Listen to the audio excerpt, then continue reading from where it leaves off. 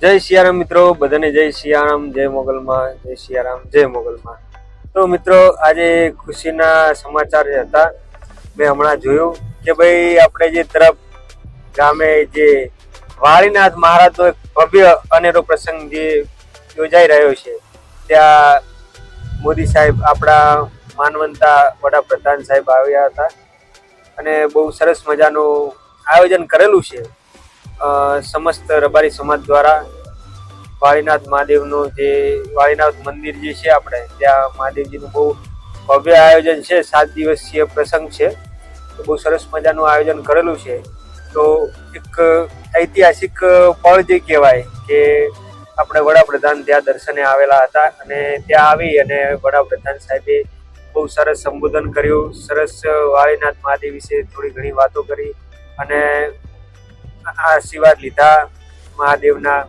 મહાદેવજીની પૂજા અર્ચના કરી અને બહુ એક આપણા માટે ગર્વની વાત કહેવાય કે ભાઈ વાળીનાથ મહાદેવનું મંદિર તરફમાં બન્યું છે.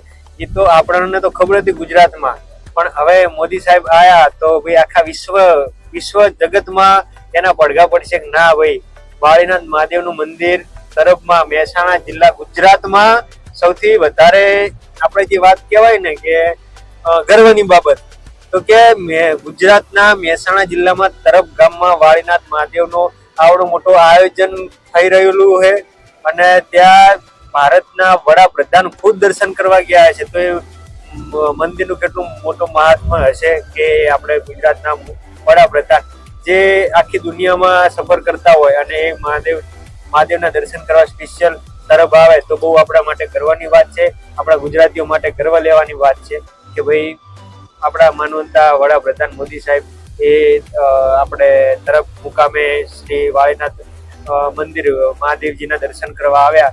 તો હું મહાદેવજીના ચરણોમાં નમન કરું છું અને વાળીનાથ મહાદેવના ચરણોમાં નમન કરું છું.